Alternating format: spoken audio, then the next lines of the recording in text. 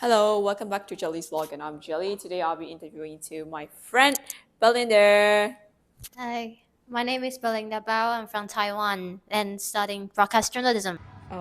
So I would like to interview you a bit more about your journey here in the UK. So firstly, I'm gonna start with a question.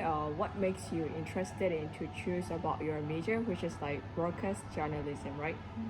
Could you tell me more about it? Yeah, of course. When I was little, and my parents normally drive me to school every day, and they normally play English radio station ICRT, which is Taiwan's only English-speaking radio station. And when I was little, I feel very fascinating about the presenter's voice. I think it's wow. They just talking to any listeners and interviewing famous artists, listening to latest music, and I think it's very fascinating job. I want to become work in a radio station in the future. So I like it. Oh, like this little thing always keep in my mind since when I was little. But some of my family members, they are a bit conservative, so want me to choose some careers related to medical. That's why I chose nutrition for my undergrads. And although I study nutrition in medical university, but I still listening to radio station. Like I start listening BBC Radio One at that time. Since that time, that's why it's made me very open minded. It's Yeah. made me much love radio You much start more. liking about being a listener, listening about BBC things, and then starting from there, you realize that you're very interested in your major. Yeah, at that time I listened, but before I listened to BBC Radio One, I just listened to normally English radio station and ICRT just American one. But once I listened to British radio, and that starts I just decided 100% I want to pursue radio station, but it should be British, like British any media organizations. I am very interested in this kind of careers. Yeah. So from my perspective, I feel like broadcast journalism, the major is like very fascinating, and I feel so unique about it. So yeah. So what about among different universities in the England? What makes you to choose and study at NTU? Yeah, so before I came here, I applied for 6 universities and I got 4 offers. Before applying, I'm very scared because I studied totally different fields from nutrition to broadcast journalism. So I thought maybe I'll just fail all 6 universities. Probably I won't get any offers. But luckily, fortunately, I got 4 offers. They are from University of Westminster in London and University of Kent. You, University of East Anglia and NTU. And some of them also provide scholarships. But the reason I chose NTU is because I saw previous people who graduated from this course, broadcast journalism, and they now work in Sky News, BBC, and they earn really a lot of practical experience through this course. So that's why I chose NTU, because it's outstanding. In terms of broadcast journalism, it's very famous in the industry, media industry. So that's why I chose NTU. We both are international students, so I think you also need to sit exam for IELTS, right? So which score did you get for IELTS? I will hold the mic for you. Yeah, it's alright. I think I didn't get a very high score because at that time I'm preparing for my graduate final project for my Bachelor. nutrition, Oh, undergrad. anniversary. So I don't have much time. I didn't even go to cram school because some of people go to cram school for preparing IELTS. But at that time, I just prepared for a month and I self-studying IELTS by myself and just Oh, you did for self-study. self-studying Oh, for very around a nice. month. Because I remember exact a month is because before IELTS I also had an exam, a cocktail exam at that time. So that right after a cocktail exam, I went to IELTS, and the grade is 7, so it's not pretty high, but I try my best. I self-studying for a month. Yeah, I think it's For me, I only got 6.5. So even I took twice, but I got 6.5 for twice. So I don't think it's a good score either. I think it depends on the mood, and I think luck also includes some luck. So for second part, I would like to ask her a bit more about IELTS. So because like I got IELTS for 6.5 and Belinda got for like IELTS for 7. So which skill is the easiest for you and which one is the hardest for you? For me, I think reading is the easiest part for me. I got 8.5, but it's very important if you want to really want to sit for IELTS, you have to very focus on time management for reading because it's just 1 hour and there are a lot of articles. Some of the articles are like very long.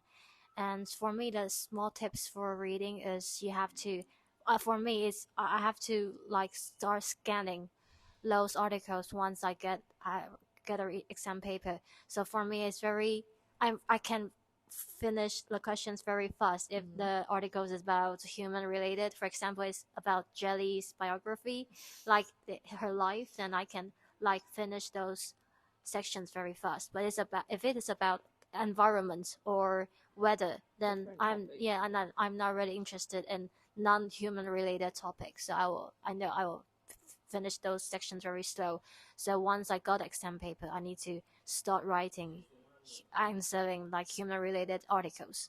And you just need to know which kind of articles you are good at and do those as a priority and then spend other time at the last because it's very important for time management. Yeah, fair enough. Because like it's only like 1 hour, so for me it's like I think I try to finish reading for part one within like 15 minutes, and then I try to give more time for part three and stuff like that. But I agree with her because like sometimes if the topic is like so strange to us, it was very tough for us like to be able to read within the time frame. So what about speaking? How do you feel about it? How did you practice your English? Because we both are international students. Yeah, as an international student, the environment is very limited to let you practice speaking. But at that time, when I was sitting for IELTS, I was in Taichung, where I studied for my undergrads. And at that time, I think it's because I was bored at that time, so I went to English meet-up events every week, and I think it helps a lot because it's kind of like a different language exchange event, and I try to like find different people from different backgrounds, and some are foreign teachers from schools and some of like travelers, and you can practice your English speaking. At that time, just want to practice not for IELTS, just for my like future career. It probably will help me to improve my storytelling skills. So I think that helps a lot as a student. Yeah. Yeah, I agree with her. It's like a skill set that we can improve day after day. The more you can practice, the better you are. So I think like listening, we do not need to mention a lot about that because it's the easiest skill among students. And may I know a little bit more about how did you prepare for your writing, and do you find it easy or is it difficult? Initially, I think I was planning to go find a tutor for writing because I know I'm not really good at writing. I think I just got 6.5 or 6, I forgot it, like for writing. But uh, for my opinion, my suggestion is as long as you check all the verb tense, is it if you use present tense, then you use all present tense and checking all your spelling, then I think you'll be fine in writing. For me, it's like I'm not used to writing essays, so I find it very, very super challenging. But as this video is not way too focused on writing, I will not mention too much detail into it. But I have a lot of the things that I want to talk about writing. But like yeah, like I would say if I have to describe, to sit for IELTS, um, the major tip is gonna be time management, right? For every skill, because like I think it's above 3 hours. Yeah, 3 hours for including listening, reading, and writing. Yeah, yeah. At some point, if you're going to do speaking for one day, like it's gonna be four skill for a one day, but I think it's gonna be a bit different. But I think we really need to practice a bit more about mock text, right? Practice again and again, make us to feel a bit much more confident in what we are doing, I would say. Hey Belinda, Hi. I have a question for you about being as an international student in the UK. Um, how did you build up your confidence in doing everything? I mean, not only academic, but also overall everything in the UK. Could you share your journey, please? Yeah, of course. As an international student, it's very important to build up practical experience, work experience in the UK, because it's very competitive. No matter what course you're studying. For example, I'm studying journalism, broadcast journalism. So you have to start building up once you arrive in UK. I suggest like once you arrive in UK around September, you can start looking for any societies or part-time related to your course and start building up your practical experience like little by little, and you will have gain a lot experience, also improve your skills a lot. I think it helps a lot as an international student. Um, how do you find it about your course? Is it helpful in creating your practical experience? Like, how do you feel about it, your course details?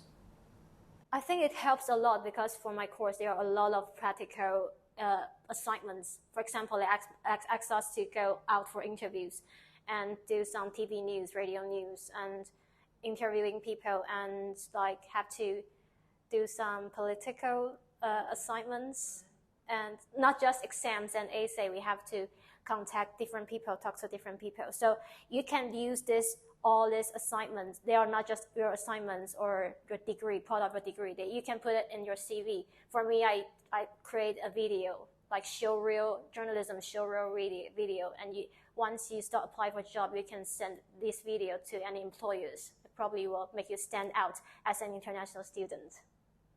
Perfect. So what's gonna be the memorable thing that you have done in the class so far with your classmates? I mean, the past 9 months. Yeah. Like, what's gonna be the memorable thing for you? To be honest, because once you arrive in UK, you have to do all the things yourself. You have to like do grocery shopping, and not only studying just part of it. You have to like prepare for exams, and it's really like very tense, very pressure. And you also have to like social, go to pub, go to nightclub, because that is part of your student life. So you have to sometimes hang out with course mates and go for a pub for drinks. And I think just you will start realizing what you're already good at. But for example, for me, before I came here, I really don't know how to interview people. But once I came here, I think I really enjoying like interviewing people and how to make it better. Because for me, before I came here, I thought radio is my stuff. I just focus on radio. But I start realizing like TV is probably very interesting for me. It's not just radio. Like you can have a lot of opportunities once you really do all the stuff alone, and you can realize, what really fits you and what you really like. Sounds like you have a lot of memorable things out there. So I would like to ask you a bit more about scholarship questions. So how much did you get for your scholarship, and how did you prepare scholarship details for your applications? I got I think it's 25% off for my course is around £3,900 for my scholarship. And there are 3 questions to apply for scholarship. They ask about what's your motivation to choose NTU, and I think the second question is what's your motivation why you chose this course, and the last one is asks you about your future plan. And I think because in terms of answering this question is just like around maximum is 200 words, so you should be very precise what the question asking you about. For example, if he asked about the future plan, then you should just mention what's the specific plan in 5 years after graduate, not mention why you choose you choose the university. And I think most of the universities, the questions are similar because I also apply for others uni scholarship, and then they also ask this kind of questions. So as long as you have a strong motivation, and the higher impressive you are, and the higher chance that you will get chosen. Yeah. Is there any difficulties for you when you prepare your essay? Because like for me, it's like I really don't know where to start, what to write precisely, because like one, the word count is really limited. You really need to be more careful about, you should be choosing precisely about what you actually want to tell to the reader. A bit more about, you said about unique selling. Yeah, unique selling point. Yeah, it's sort of like personal branding. So you'll be connecting to the reader that, oh, this is who you are, this is what I did, this is exactly what I want to be. It was very tough for me. So my question for you is that, is there any tips or trick for a person like me who find it very challenging for my essays? I think you need to like really use good use on keywords. Like for example, I'm applying for broadcast journalism, and they ask me what's your motivation, and why may you choose this course, and I will say some of the practical experience. You should mention what you have done, not mention, oh, I am intelligent or I am very patient, because that is not that is that is like it's very Cliche? it is cliche, and it's not any evidence can prove you're Yeah, yeah. intelligent. You need to say, oh, I if you have more experience, you can say, oh, I led the development team in 2 months, and we targeted like we reached this 1,000 views in the video. Like you have to have specific evidence to prove what you have done, and that will like make you stand out in the scholarship process.